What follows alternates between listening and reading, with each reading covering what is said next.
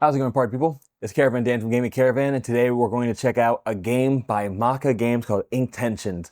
This game, if you don't know, is almost a sequel to License to Krill. If you don't remember, there's a game I reviewed that's a plushie with a game inside of it. It's actually a full-fledged game. It's really cool.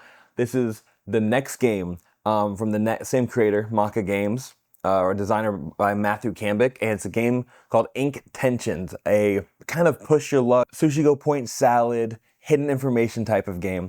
It's fun, it's family weight, you can play it quickly, you can play it repeatedly in a small time frame. There's a good amount of replayability to it. And let's go into this game. Inktentions is a game where you are an octopus and you're trying to get the most amount of points from the food you collect. You collect food by playing cards from your hand. There are enough cards for 4 players in the game. Personally, this is one of those games like Bloodborne, the card game, Reavers of Midgard, the card game, where you're going to want at least 3 players to play with. Ideally, the max amount of players 4, just to have the most amount of contention in the game possible. I do think this game works best at 4 players, and you're going to play cards from your hand, face down, onto one of the piles food. There's different foods in the game. We got minnows, we got snails, shellfish, fish, krill, squid, lobster, slugs, and crabs. So the way you play the game, you're going to take a card from your hand and play it face down. There are a few different types of cards in your hand. You have Hunt, and Hunt is a card where you play it, and then whenever it's time to reveal all the cards, if you have a Hunt in play, you're going to eat 1 card from that pile. Foods have different kind of scoring dependent on which one it is. Other cards might be worth 1 point, some might be worth -1 until it's a pair, then it's worth 4. It's a fun, interesting game with variable scoring. Again, it's kind of like Sushi Go scoring in that sense. If you like Sushi Go scoring, if you understand how that works, and you want a game in the same weight difficulty, in the same alley, this might be the game for you. We have Sharks. And what Sharks are going to do, Sharks is going to eat any Hunt card next to it, which means, again, all cards are put face down. But if you think someone's there with a Hunt and you don't want them to eat it, you can put a Shark card next to them, and they won't know that there's a Shark card next to them. Because again, all cards placed are face down. You don't want to eat your own cards, obviously. You want to eat other players' cards. There's no points for eating them. They just do not get stuff, which is kind of a good thing in and of itself. And there's Ink.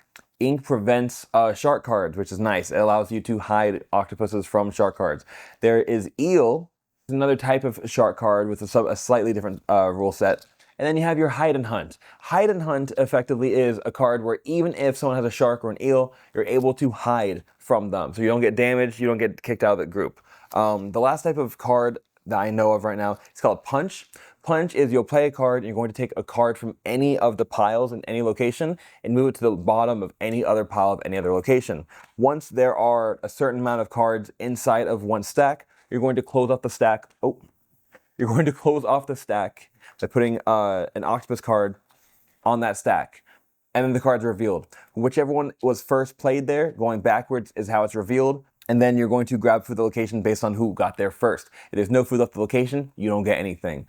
So it's a game of limited resources. Everyone's trying to fight for stuff. You want to make sure you get a good array. And I do think that it's interesting how things score in this game. It's interesting, and it plays differently. That's the great thing about games with a lot of player interaction. The game itself plays differently based on the players in the game. So you can take the exact same game and the same strategy, and what might work in one group of players might not work in another group of players, simply because of how the other players play. You really have to play the people more than you play the game, which is it's enjoyable because the game expands past the board and moves into a nice player interaction field, which again is a type of game I do enjoy.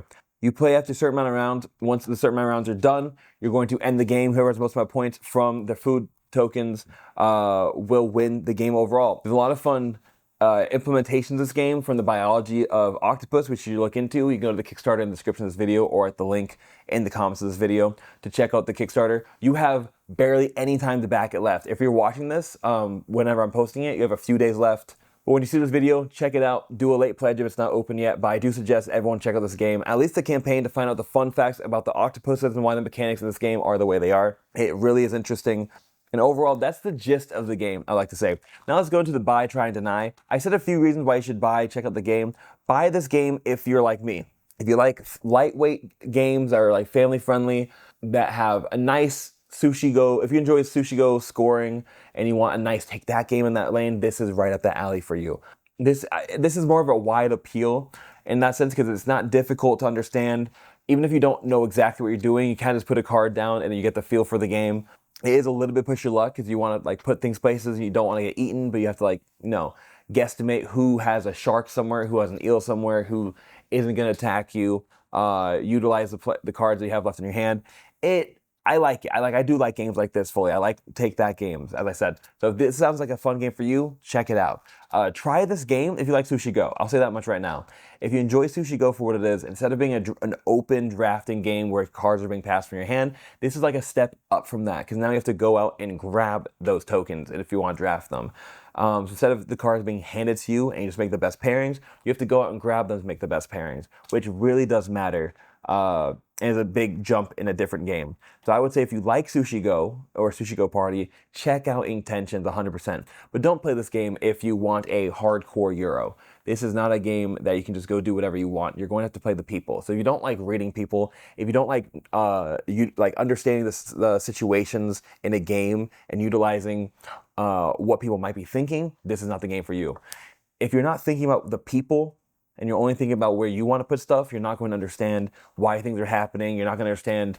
It's going to seem a little bit too random to you, but this game is not really random. It really is a game built upon the players, and there's a game that we're all underplaying. There's two levels to it. There's a player interaction part of the game, and there's the actual board interaction part of the game. As I said, I do enjoy this game. I think it's lovely. I think it's fun. Check it out on the Kickstarter right now. It is Inktentions on Kickstarter, and you have a few days to back it. But that is everything for the small little buy, try, deny before you buy of Inktentions. Let me know what you think in the comments below. If you played License to Krill, check out this game. This is the same creator. He did a great job with License to Krill. If you like that game, check out Inktentions 100%. But that's everything. Peace, have a great day. God bless, and I hope to see you at the table soon.